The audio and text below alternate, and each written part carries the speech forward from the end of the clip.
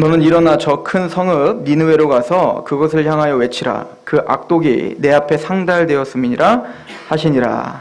아멘. 우리 잠시 기도하겠습니다. 아버지 하나님 너무나 감사합니다. 하나님의 말씀 앞에 서고자 하는 하나님 백성들이 여기 있습니다. 우리를 구원하시고 하나님의 말씀 앞에 감격시켜 주신 그 하나님 앞에 우리의 사명을 바로 깨닫는 시간 되게 하옵소서. 이 귀한 시간 하나님께 위탁합니다. 전하는 사람을 겸손케 하시며 듣는 하나님 백성들의 마음과 그 귀를 열어주옵소서. 예수 그리스도의 이름으로 감사하며 기도합니다. 아멘. 우리는 요나서를 통해서 선지자에 대해서 우리가 상고하고 있습니다. 구약에 있는 선지자들은요, 예수 그리스도를 먼저는 모형화합니다. 그래서 구약에는 세 가지 직제가 나와요. 세 가지 직제가 나오는데 첫 번째 직제는 바로 제사장입니다. 그죠? 하나님과 죄인을 연결시켜주는 제사를 드리고 그 죄를 위하여 희생 제물을 드리는 제사장.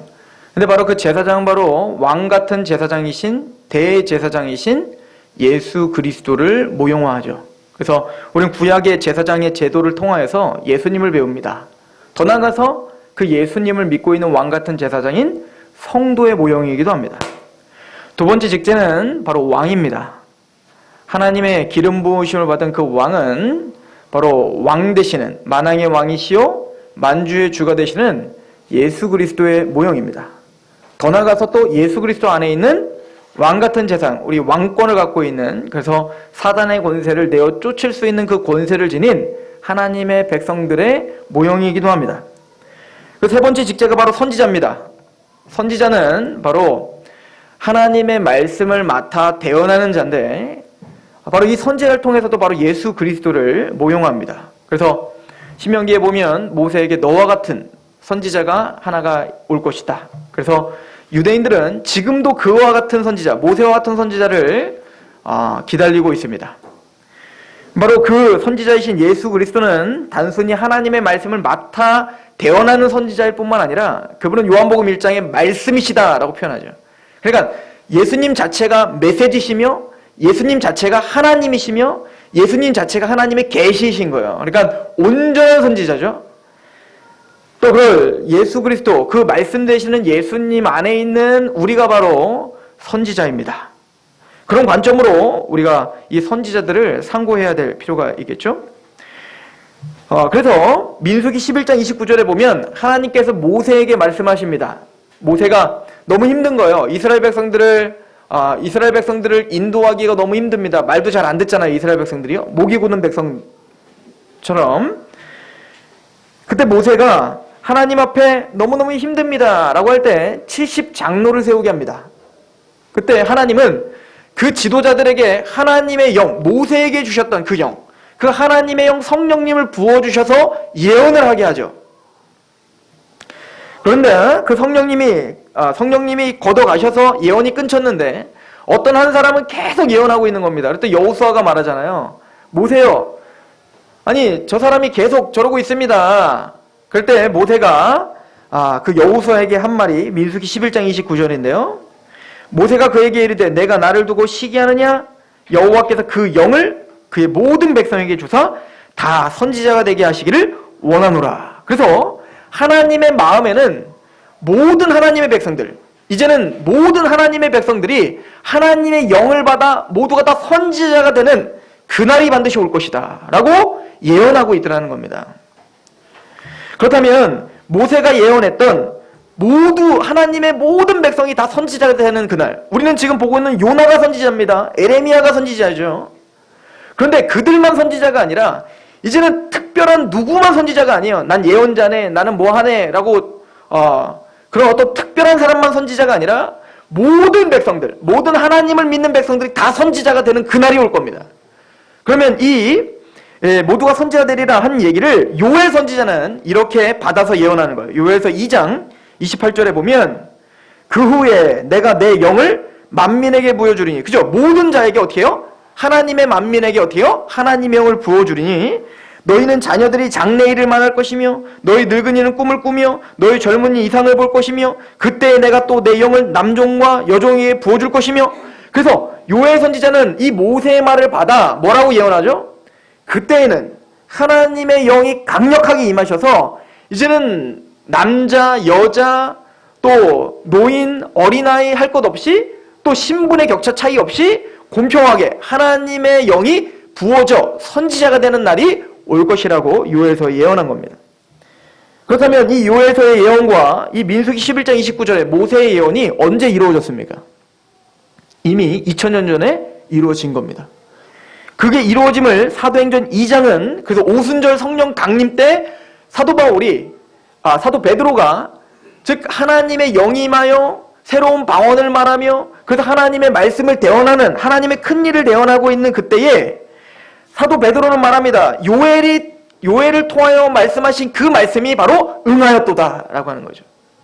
그 얘기는 초대교회 이후로 이제는 성령님이 교회를 세우신 이후로 모두가 다 뭐가 됐다는 거예요? 선지자가 됐다는 겁니다. 하나님의 말씀을 맡아 요나처럼 담대하게 선포해야 될 선지자가 됐다는 거예요. 그 얘기는 구원받은 하나님의 백성들은 선지자라는 거예요. 예언자라는 겁니다. 어떤 특별한 사람들만 복채를 들고 와서 예언 기도를 받으러 다니는 게 아니라 누가 선지자라고요? 우리가 선지자라는 거예요. 이게 성경적인 원리입니다. 그래서 오늘 요나를 부르시는 그 장면과 요나에게 주시는 사명은 우리에게 주시는 사명이요 우리를 부르시는 방법과 동일함을 우리는 믿으면서 오늘 말씀을 봐야 됩니다. 하나님은 요나를 오늘 부르시면서 큰 세 가지를 명령하십니다. 오늘 말씀을 다시 보십시오. 요나서 1장 2절에 너는 일어나 저 큰 성읍 니느웨로 가서 그것을 향하여 외치라. 세 가지입니다. 일어나라, 가라, 그리고 외치라. 하나님은 이 시대의 선지자들인 하나님의 말씀을 맡고 있는 하나님의 백성들에게도 동일하게 명령하십니다. 일어나라, 가라, 그리고 외치라 라고 우리에게 말씀하시는 것과 같습니다. 고린도전서 4장 1절에 보면 우리가 마땅히 하나님의 비밀을 맡은 자로 여길지어다. 저와 여러분들은 하나님의 비밀을 맡은 자입니다. 하나님의 복음을 맡은 자입니다. 맡은 자에게 구할 것은 충성이니라. 즉 그 하나님의 말씀을 맡은 선지자라면 우리가 마땅히 구해야 될 것은 뭡니까? 충성이다 라고 성경은 이야기합니다. 그렇다면 구원받은 하나님 백성들은 요나에게 말한 것처럼 일어나서 가서 전파하라, 외치라 라고 하신 말씀을 순복해야 되는 게 마땅하죠.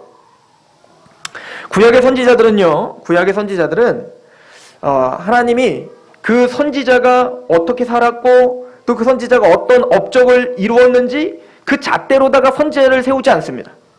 예를 들어 예레미야 같은 경우에 예레미야 선지자가 세워졌을 때에 하나님이 예레미야를 부르는 이유에 대해서 설명합니다. 예레미야서 1장 5절에 그 말씀이 있습니다. 내가 너를 모태에 짓기 전에 너를 알았고 내가 배에서 나오기 전에 너를 성별하였고 너를 여러 나라의 선지자로 세웠노라 하시기로 라고 이야기합니다. 예레미야 선지자를 세우기 위하여 하나님은 언제 결정하셨대요? 너를 모태에 짓기도 전에 엄마 뱃속에 있기도 전부터 하나님은 예레미야를 알았다는 거예요. 우리가 이 땅에 존재하기도 전부터 하나님은 선지자로서 일어나 가서 외칠 자를 정해놨다는 거죠. 그리고는 너희가 배에서 나오기 전부터 너희를 구별했다는 겁니다. 그러니까 여러분들과 관계없다는 거예요. 선지자로 세워지고 하나님의 특별한 사역에 쓰임받는 사람들은 특별한 내가 뭔가 행해서 내가 뭔가 거룩해서 나의 어떤 인간적 기준으로 우리를 택한 게 아니라는 겁니다. 제가 어렸을 때 그런 얘기를 많이 듣고 자랐어요.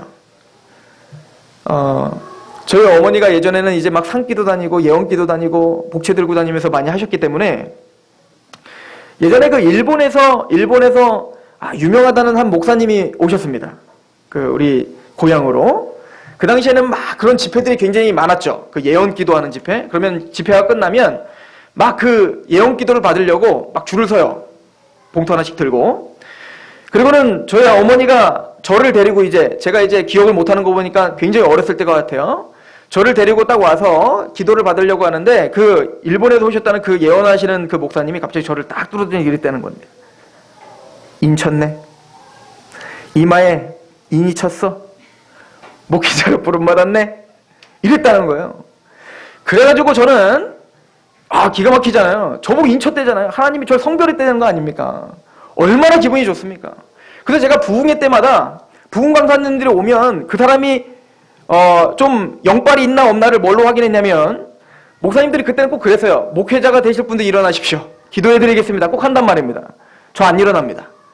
왜냐면 영빨이 좋으신 분이면 알아맞출 것이요, 영빨이 안 좋은 분이면 근데 아무도 못 맞추더라고요. 제가 안 일어나면 몰라.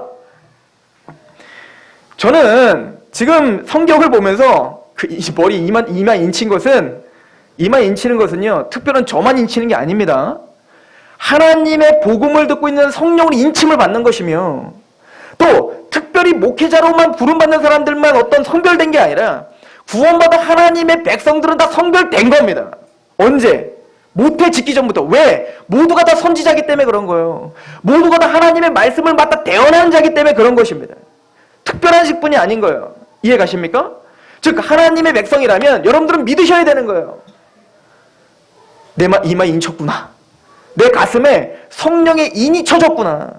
하나님이 나를 태어나기 전부터 하나님이 나를 성별하셨구나. 이것이 성경이 가르쳐주는 것입니다. 에베소서 1장 4절에 곧 창세 전에 그리스도 안에서 우리를 택하사 우리로 사랑 안에서 그 앞에 거룩하고 흠이 없게 하시려고. 모든 성도에게 하나님은 선포합니다. 이제는 각 선지자에게 말했던 그 내용을 이제는 모든 선지자에게 지금 선포하는 거예요. 왜? 모두가 다 만인 대제사장이니까, 다 왕같은 제사장이니까, 모두가 다 사역자니까, 모두가 다 하나님의 말씀을 맡은 선지자니까. 곧 창세전에 그리스도 안에서 우리를 택하사. 하나님의 백성들은 이미 창세전에 성별된 거예요. 구별된 겁니다. 그래서 요한복음 15장 16절은 예수님이 우리에게 이렇게 말합니다. 너희가 나를 택한 것이 아니요 내가 너희를 택하여 세웠나니 이는 너희로 가서 열매를 맺게 하고 또 너희 열매가 항상 있게 하여 내 이름으로 아버지께 무엇을 구하든지 다 받게 하려 함이라. 너희가 나를 택한 것이 아니요 내가 너희를 택하여 세웠다. 너희에게 자격이나 어떤 실력이나 그런 것이 있는 게 아니다. 하나님의 은혜로 택함 받았다. 너희는 선지자다. 너희는 하나님의 말씀을 맡아 대언할 자다 라고 설명하고 있는 거예요. 그러므로 일어나라. 요나야 일어나라. 근데 선지자들의 특징이 있습니다. 하나님의 말씀을 선포하는 자는 먼저 죄사함의 경험이 있어야 됩니다. 이사야서에 보면 그 이야기가 나옵니다. 이사야서 6장을 한번 보시겠습니까? 이사야서 6장에는 이사야 선지자가 부름받는 장면이 나옵니다. 근데 그때 이사야 선지자가 성전에 가득한 하나님의 옷자락을 봅니다. 얼마나 영광스럽겠습니까? 거기에 하나님의 영광이 가득한 거예요. 여러분들 하나님의 그 옷자락을 봤다고 해보세요. 실제적으로 막 반짝반짝거리는 영광스러운 그 하나님의 성전에 가득한 영광을 본 겁니다. 그때 이사야가 깨달은 게 있었어요. 내가 죄인이구나. 하나님의 거룩하심 앞에 서니 자신이 얼마나 죄인인 건인지를 인지하게 되는 거예요. 그냥 우리 죄인들끼리 살 때는 몰라. 이게 얼마나 죄인인지 말입니다. 만물보다 심히 부패한 게 사람의 마음이라. 그러나 누가 능히 이를 알리오마는. 우리는 살아가면서 그냥 괜찮은 자인 것처럼 살아간단 말이죠. 그러나 이사야가 그 거룩했던, 그리고 얼마나 거룩하게 살려고 했겠어요, 이사야가. 그랬던 이사야조차 하나님의 영광 앞에 딱 서니까 화로다 나요. 화로다 나요. 이사야서 6장 3절에 서로 불러 이르되 거룩하다 거룩하다 거룩하다 만군의 여호와여 그의 영광이 온 땅에 충만하도다. 이 놀라운 영광을 볼 때 5절 이사야는 이렇게 고백합니다. 그때 내가 말하되 화로다 나요 망하게 되었도다. 나는 입술이 부정한 사람이요 나는 입술이 부정한 백성 중에 거주하며 만군의 여호와이신 왕을 배웠음이로다. 이사야는 하나님 앞에 직면했을 때 자신이 얼마나 죄인이며 얼마나 자격이 안 되며 자신이 얼마나 더러운지를 깨달은 거예요. 또한 자신이 거하고 있는 그 땅이 얼마나 더러운 땅인지를 본 것입니다. 그리고 말합니다. 나는 부정한 사람입니다. 죄인인 걸 깨닫습니다. 하나님 앞에 죄인인 걸 인정합니다. 하나님 앞에 내가 설 수 없다는 걸 알게 되는 겁니다. 아무리 내가 거룩하게 살다 할지라도, 아무리 내가 거룩한 어떤 행함을 했을지라도 그 어떤 것도 그 거룩하신 하나님 앞에서는 아무것도 아닙니다를 깨닫는 거. 이게 신앙의 시작입니다. 이게 심령이 가난한 자라고 칭하는 거예요. 영적 파산. 나는 도저히 살아날 구멍이 없습니다. 그런 심령이 가난한 마음으로 하나님 앞에 서 있을 때 하나님은 이사야에게 이렇게 행합니다. 5절을 보십시오. 6절입니다. 그때 그 수랍 중에 하나가 부젓가락으로 제단에서 잡은 핀 숯을 손에 가지고 내게로 날아와서 그것을 내 입술에 대며 이르되 보라 이것이 내 입에 닿았으니 내 악이 제하여졌고 내 죄가 사하여졌느니라. 죄사함의 경험을 하는 거죠. 하나님 앞에 몸둘 바를 모르는 그 죄 가운데 서 있다는 걸 알았을 때 하나님은 은혜로 그의 입술을 너는 정결하다. 너의 죄는 사해졌노라 라고 하는 선포를 받은 것입니다. 그리고는 부름을 받은 거예요. 그리고 하나님이 말하죠. 야, 지금 그 이스라엘 백성들이 더럽고 악에 지금 하나님을 대적하고 있는데 누가 갈꼬? 라고 쑥 지나가면서 하는 얘기를 해요. 그때 이 구원의 경험이 있는, 속죄의 경험이 있는 이사야는 바로 이야기합니다. 내가 여기 있사니 나를 보내소서. 이게 일어나요. 하나님은 억지로 세우는 게 아닙니다. 이사야는 거룩하신 하나님 앞에 섰을 때 자신의 죄를 깨닫고 그게 얼마나 심각한지를 알죠. 근데 하나님의 은혜로만 내가 죄사함을 받았다는 걸 압니다. 그리고 이사야가 해야 될 일이 바로 그거라는 걸 아는 거죠. 지금 하나님이 보내시는 곳은 죄악이 관영한 곳입니다. 죄악이 관영하지만 하나님을 대적하지만 하나님을 대적한다는 것조차 인식하지 못하는 죄인들이 있는 곳이죠. 예전에 이사야처럼. 그럴 때 하나님의 거룩한 말씀을 전해서 그 영광스러운 하나님 앞에 너희가 얼마나 죄인인 것을 알게 하는 거, 심판을 명령하는 거, 그리고 하나님의 은혜로 우리가 죄사함을 받을 수 있다는 것을 전파하는 일을 해야 돼요. 이것을 바로 이사야가 했던 것입니다. 마찬가지로 구원받은 하나님의 백성들에게도 우리를 가라 하시기 전에 먼저 우리를 일으키시는데, 일으키실 땐 반드시 속죄의 경험을 통해서 일으키십니다. 골로새서 1장 13절부터 14절에는 그가 우리를 흑암의 권세에서 건져내사 그의 사랑의 아들의 나라로 옮기셨으니 그 아들 안에서 우리가 속량 곧 죄사함을 받았다. 이게 바로 교회의 시작인 겁니다. 이게 바로 오늘 하나님의 말씀을 대언하는 하나님의 백성들을 세우시는 일이신 거예요. 그렇게 거듭나고 속죄의 경험이 있고 하나님의 영광을 보는 사람, 성령님을 통하여서 하나님을 바라보는 사람은 이 땅의 소망이 아닌 하늘의 소망을 바라보게 됩니다. 골로새서 1장 5절에 너희를 위하여 하늘에 쌓아둔 소망으로 말미암음이니 곧 너희가 전한 복음 진리의 말씀을 들은 것이니라. 즉 이제는 이 땅에 소망이 없음을 알고 하늘의 것, 영원한 것이 있음을 선포하는 것, 이 땅에 매여 있는 사람들에게 눈을 들어 하늘의 것을 바라보게 하는 것, 이게 하나님이 우리를 일으키는 방법이죠. 그래서 사도 바울은 골로새 교회에게 편지를 보내면서 항상 교회 그 교인들에게 그 성도들을 위해서 기도할 때 이렇게 기도한다는 거 아닙니까?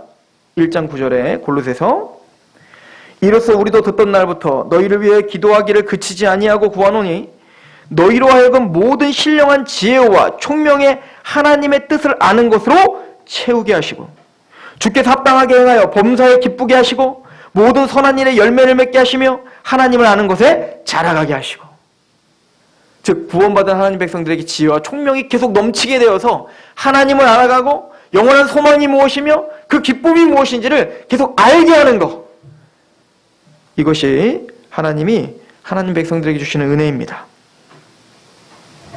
여러분들은 거듭나셨습니까? 물과 성령으로 거듭나지 아니하면 하늘나라를 볼 수도 없고 갈 수도 없다고 합니다. 즉 이 얘기는 하나님의 말씀과 성령으로 거듭난 하나님의 백성들은 이제는 천국을 바라보는 사람이 됐다는 거예요. 이제 하나님을 눈으로 보는 사람들이 됐다는 겁니다. 이제는 거듭나 산 소망이 있는 사람이 됐다는 겁니다. 이 베드로 사도가 하는 얘기죠. 베드로전서 1장 3절. 우리 주 예수 그리스도의 아버지 하나님을 찬송하리로다. 그의 많으신 긍휼대로 예수 그리스도를 죽은 자 가운데서 부활하게 하심으로 말미암아 우리를 거듭나게 하사 산 소망이 있게 하시고. 즉 거듭난다는 것은 우리에게 이제 살아있는 소망을 바라보게 하는 거예요. 영적인 소망, 영원한 소망을 바라보는 눈이 생긴 것입니다. 꼭 마른 뼈가 하나님의 말씀을 듣고 거기에 생기가 들어갔을 때 살아나 큰 군대가 된 것처럼 하나님은 선지자들을 일으킬 때 바로 하나님의 이 거룩한 말씀을 주시고 거기에 성령이 임하셔서 선지자로 세우시는 거예요. 일어나라! 라고 하죠. 마찬가지로 구원받은 하나님 백성들은 하나님의 말씀을 듣고 거기에 성령님의 역사로 산 소망이 있으며 죄사함의 확신이 있으며 그래서 일어나는 겁니다.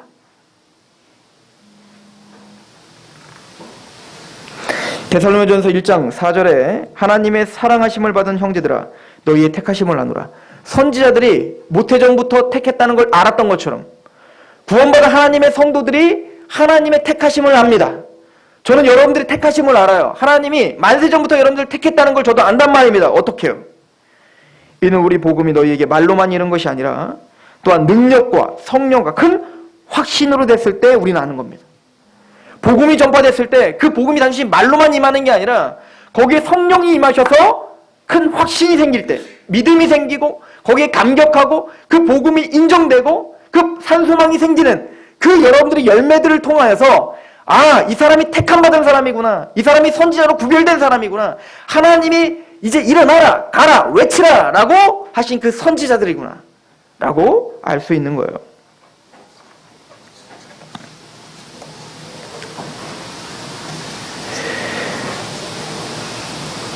하나님이 일어나서 가라 하십니다. 왜 가라 하실까요? 오늘 본문에 보시면 1장 2절에 보시면 너희는 일어나 저 큰 성읍 니느웨로 가서 그것을 향하여 외치라. 왜? 그 악독이 내 앞에 상달되었기 때문이다. 악함이 있기 때문이다. 하나님을 대적함이 있기 때문이다. 죄가 있기 때문이다. 라고 성경은 이야기합니다. 오늘 우리가 살고 있는 이 시대는 요나의 시대와 다릅니까? 전혀 다르지 않습니다. 요나의 시대와 그 니느웨가 악하다면 우리는 더 악할 수도 있습니다. 여전히 하나님을 인정하지 않습니다. 여전히 자신들의 어떤 잣대로다가 사람을 판단하고 사람들을 편견을 갖고 바라보고는 있지만 절대 기준, 하나님의 절대 기준으로는 모두가 다 죄인인 걸 인정하지 않는 시대입니다. 요즘에 뉴스를 바라보면서 처음에는 공감이 됐다가 나중에는 걱정스럽더라고요. 대한항공 사건도 그랬고 이번에 어린이집 문제도 그렇고 물론 비난을 받아야 되며 물론 그것들에 대해서 강력한 조치가 필요합니다. 그런데 이게 시간이 흐르면 갈수록 어디 하나만 걸려봐. 누구든지 하나만 걸려봐. 그냥 하나 걸리기만 하면 내가 아주 그냥 쑥대밭을 만들 거야. 막 그런 어떤 막 악독함이 막 보이는 것 같습니다. 즉 이게 무슨 얘기죠? 그 안에 있는 폭력성과 그 안에 있는 교만, 사실 그게 문제인데 그들의 교만과 그들의 폭력성은 보이면서 나는 괜찮다는 겁니다. 그게 니느웨의 죄인 거예요. 그게 우리의 죄인 것입니다. 근데 스스로 지혜롭다나 우준하게 되어서 어떤 남의 잘못은 쉽게 판단하지만 설사 하나님 앞에 내가 어떤 죄인인지는 깨닫지 못하는 그런 무지한 시대에 우리는 살고 있는 겁니다. 그래서 우리를 보내시는 거예요. 나는 괜찮고 쟤네들만 잘못됐습니다라고 하는 그런 죄된 시대에 하나님의 백성들을 일으킨 겁니다. 그리고 자신의 죄를 깨닫게 하셨고 그 죄가 얼마나 큰지를 알게 하셨으며 하나님의 은혜, 그 십자가의 은혜로 내가 구원받았는 그 감격을 가지고 사람들에게 선포하기를 원하여 일으키신 것입니다.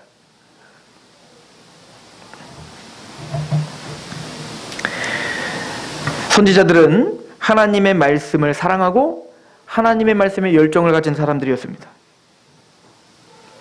에스겔 3장에 보면 에스겔 선지자가 부름받는 장면에 보면 하나님의 영이 임하시고 하나님의 두루마리 책을 받아 먹으라 라고 하죠. 이 얘기는 하나님의 성령으로 그 하나님의 말씀을 받아 영접한 거예요. 그 말씀을 받아들인 겁니다. 그럴 때 뭐예요? 뱃속에서 꿀송이처럼 달더라. 즉 하나님의 말씀이 그렇게 사모화가 되고 하나님의 말씀이 그렇게 사랑스러운 겁니다. 이게 선지자의 특징인 거예요.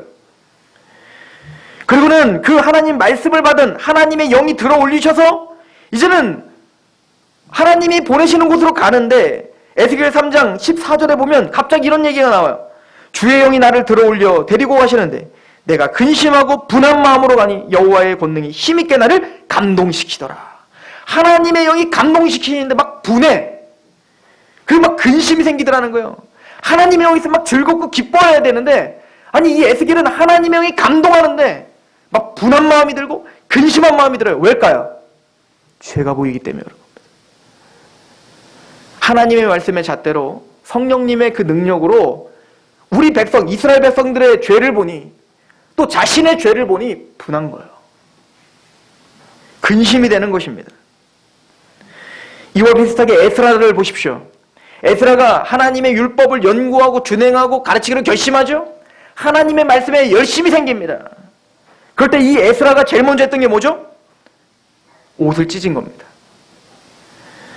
에스라서 9장 2절에 그들의 딸을 맞이하며 아내와 며느리로 삼아 거룩한 자손이 그 지방 사람들과 섞게 하는데 방백들과 고관들이 이 죄에 더욱 우뜸이 되도록 하나님의 말씀에 열심히 생기다 보니까 그 말씀의 잣대로 그 백성을 바라보니 고관들부터, 즉 지도자들부터 하나님의 말씀에서 떠나 있다는 게 보이기 시작하는 겁니다. 3절 내가 이 일을 듣고 속옷과 겉옷을 찢고 머리털과 수염을 뜯으며 기가 막혀 앉았으니 이에 이스라엘 하나님의 말씀으로 말미암아 떠는 자가 사로잡힌 이 사람들의 죄 때문에 다 내게로 모이더라. 그러나 에스라는 비판하는 일을 하지 않았고 그것이 자기 죄인 것처럼 하나님 앞에 가슴을 찢으며 회개하며 나갔습니다. 이게 구원받은 자의 특징인 거예요. 그럴 때 그 에스라가 하나님의 말씀에 열심히 생겨 그 말씀으로 자신을 점검하고 이 땅을 바를 때 하나님 앞에 통회하며 나갈 때 이스라엘의 하나님의 말씀으로 말미암아 떠는 자가 사로잡혀 이 사람들이 죄 때문에 내게로 나오더라. 하나님께 사로잡혀 하나님의 말씀에 떠는 사람들이 에스라에게 모여들기 시작하는 겁니다. 저는 이 상록교회에도 그런 역사가 있을 거라고 믿습니다. 하나님의 말씀 앞에 집착하고 성령님의 은혜로 그 말씀에 감격하고 그 말씀 때문에 두렵고 떠는 사람, 그 말씀의 위대함을 알아 이사야처럼 하나님 앞에 오로 나는 망하였습니다 라고 하고 하나님의 은혜를 깨달은 사람들, 그리고 그 말씀을 외치는 자들에게 그 동역자들이 반드시 붙게 되는 거예요. 흩어져 있던 하나님의 말씀에 떴던 자들이 에스라에게 오는 것처럼 이 교회 또 여러분들 주위에 그런 말씀에 떠는 사람들이 모여들기를 축원합니다. 그리고 주님은 이렇게 세운 하나님의 선지자에게 가라 라고 선포하십니다. 가라. 선지자가 가는 곳은 어디입니까? 니느웨죠. 니느웨는 호락호락한 곳이 아닙니다. 니느웨는 요나가 왔을 때 어이구 어서 오십시오 라고 받아줄 수 있는 곳이 아니었어요. 이스라엘의 대적 국가였고 좀 있으면 이제 한 세기도 안 가요 이스라엘을 파멸로 몰고 갈 아주 악독하고 그리고 교만한 나라였습니다. 우리가 가는 곳은 항상 그런 곳입니다. 편한 곳이 아니에요. 에레미야가 그래서 이스라엘 백성들을 향하여 이 말씀을 가지고 가라 라고 했을 때 에레미야가 제일 먼저 한 얘기가 그거예요. 에레미야 1장 6절 내가 이르되 슬프도소이다. 주 여호와여 보소서 나는 아이라 말할 줄 알지 못합니다. 가라 라고 하니까 에레미야가 뭐라고 하죠? 슬픕니다. 가고 싶죠. 근데 못 갑니다. 아직 어리기 때문에. 아직 준비가 되지 않았습니다. 아직 마음의 준비도 되지 않았고 자격도 되지 않고 실력도 되지 않고 자신도 없고 때가 아직 아닙니다. 우리와 같죠? 하나님 우리에게 가라 라고 할 때 우리는 뭐라고 하나요? 아이입니다. 못 갑니다. 아직 준비가 안 됐습니다. 그때 하나님은 에레미야에게 설명합니다. 에레미야서 1장 7절 여호와께서 내게 이르시되 너는 아이라 말하지 말고 내가 너를 누구에게 보내든지 너는 가며 내가 내게 무엇을 명령하든지 너는 말할지니라. 너는 그들 때문에 두려워하지 말라. 내가 너와 함께하여 너를 구원하리라. 나 여호와의 말이니라 하시고 여호와께서 그의 손을 내밀어 내 입에 대시며 여호와께서 내게 이르시되 보라 내가 내 말을 내 입에 두었노라. 보라 내가 오늘 너를 여러 나라와 여러 왕국 위에 세워 내가 그것들을 뽑고 파괴하며 파멸하고 넘어뜨리며 건설하고 심게 하였느니라 하시니라. 두려워 마십시오. 하나님 우리에게 가라 하실 때에는 이미 에레미야도 두려움이 있었지만 그 에레미야에게 말씀하십니다. 너의 입에 할 말을 두었노라. 이건 구약이라고요? 신약 말씀을 찾아드리겠습니다. 누가복음 12장 11절 사람이 너희를 회당이나 위정자나 권세 있는 자 앞에 끌고 가거든 어떻게 무엇으로 대답하여 무엇으로 말할까 염려하지 말라. 우리가 염려하는 건 이거잖아요. 어떻게 말해야 될지 뭘 말해야 될지 12절 마땅히 할 말을 성령이 곧 그때 너희에게 가르치시리라. 하나님 반드시 그렇게 하시겠다는 거예요. 입을 여십시오. 깜짝 놀랄 일이 벌어집니다. 내가 지금까지 들었던 거 잊어버렸는 줄 알았는데 막 생각이 나는 게 느껴지실 것입니다. 하나님이 여러분과 함께 하심을 느끼시게 될 거예요. 이거는 갈 때만 느껴지는 거예요. 가기 전에 하나님 같이 할 거야 안 할 거야 이때 느껴지지 않습니다. 가실 때 느껴지는 거예요. 하나님의 말씀에 순종할 때 느껴지시게 될 겁니다. 아, 내 힘으로 하는 게 아니구나. 내 입술로 전파하는 게 아니구나. 하나님이 생각나게 하신다고 했는데 이 말씀이 정말 나에게 응했구나. 왜 이 시대에는 우리에게 하나님의 은혜가 느껴지지 않는다고요? 왜 임재가 느껴지지 않는다고요? 안 가니까요. 주님은 너희들끼리 있을 때 내가 너희와 함께 있을 때라고 말하지 않아요. 예루살렘과 온 유대와 사마리아와 땅끝까지 이르러 내 증인이 되라. 내가 너희와 항상 함께하리. 가는 사람에게 함께하는 거예요. 가는 사람에게 그 기적을 보여주시는 겁니다. 복음을 전파했을 때 듣지 않는 사람은 듣지 않을 거예요. 하나님 모르는 게 아니에요. 모세에게 보낼 때 야 모세야 네가 바로에게 가면 잘 들을 거다 이렇게 말하지 않습니다. 너를 거부할 거고 더 힘들게 할 것이다. 에스겔에도 마찬가지예요. 에스겔아 넌 가라 전파하라. 그때 에스겔에게 하나님 말씀하십니다. 에스겔 2장 3절 내게 이르시되 인자야 내가 너를 이스라엘 자손 곧 패역한 백성 나를 배반하는 자에게 보내노라. 그들과 그 조상들이 내게 범죄해 오늘까지 이르렀나니 이 자손은 얼굴이 뻔뻔하고 마음이 굳은 자라. 내가 너를 그들에게 보내노니 너는 그들에게 이르기를 주 여호와의 말씀이 이러하시다 하라. 전파하라는 겁니다. 7절 그들은 심히 패역한 자라. 그들이 듣든지 아니 듣든지 너는 내 말로 고할지라. 그 사람이 믿든지 안 믿든지 하나님을 뭐 영접하든지 안 하든지 이건 우리의 소관이 아니에요. 우리에게 맡겨진 건 전하라예요. 가랍니다. 죽어도 걔는 안 들을 건데요. 걔는 강팍해서 하나님 말씀 절대 안 들어갑니다. 하나님 말씀 절대 못 믿습니다. 그건 내가 할 테니까 너는 가라니까. 에스겔 3장 7절에 보면 더 재밌는 얘기가 나옵니다. 3장 7절 그러나 이스라엘 족속은 이마가 굳고 마음이 굳어 내 말을 듣고자 아니하리라. 재밌죠? 보내놓고는 안 들을 거래요. 야, 그 복음을 들고 가라. 근데 내가 하나 힌트를 줄게. 절대 네 말 안 들을 거야. 하나님 왜 보내십니까? 그건 내가 할 테니까 너는 보내 가라니까. 내 말을 듣고자 아니하리니 이는 내 말을 듣고자 아니함이라. 아예 그 사람들은 세상은 안 들으려고 아예 작정했어요. 복음을 전하고 하나님을 말하지만 아예 안 들으려고 아예 마음을 딱 닫아버렸다니까요. 그래서 여러분들 아무리 전파해보세요. 안 들어요. 8절 그럼 어떻게 됩니까?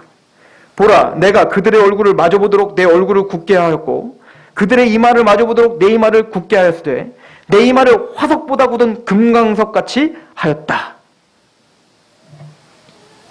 하나님 답답한 소리 하고 계십니다. 그들이 마음이 화석같이 굳어서 니들이 아무리 전해도 안 들을 거야. 예 하나님 그럼 나에게 무엇을 준비해 주실 것입니까? 그들의 마음을 부술 수 있는 망치를 주실 겁니까? 아니 그들은 화석같이 굳었지. 그들 앞에 서서 안 듣는데 담대히 전해줄 수 있는 금강석같이 내가 널 만들어주마. 아니 하나님 그게 문제가 아니고 그들의 화석을 부술 수 있는 걸 달라니까. 내가 전하기만 하면 그들이 막 무너질 수 있는 능력을 주십시오.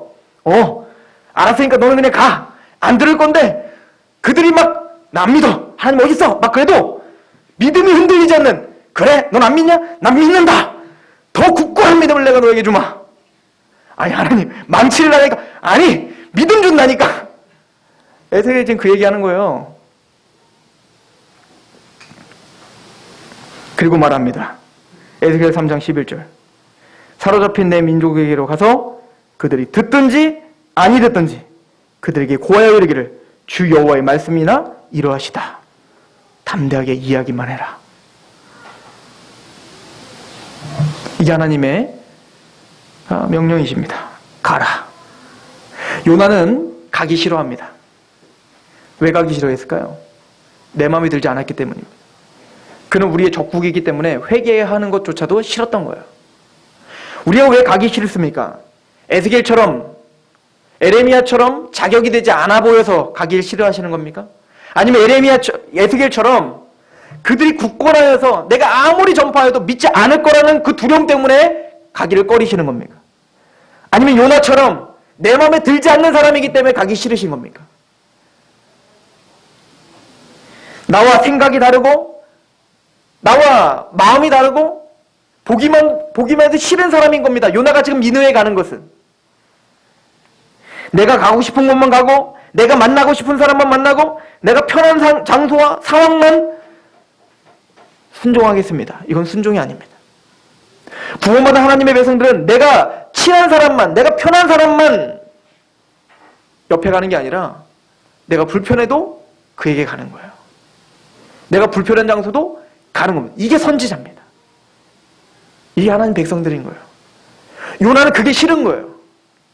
하나님은 그게 싫다면 요나를 고난을 줘서라도 그 자리에 가게 하십니다.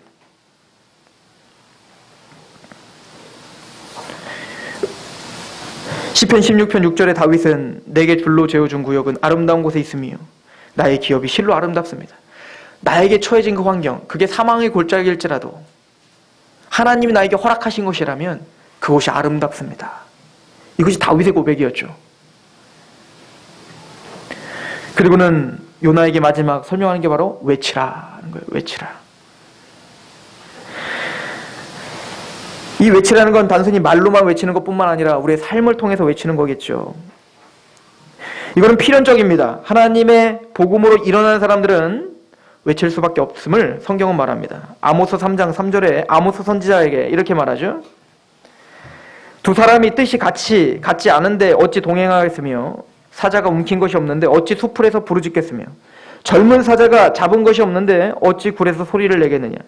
덫을 땅에 놓지 않았는데 새가 어찌 거기 차이겠으며 잡힌 것이 없는데 덫이 어찌 땅에서 튀겠느냐.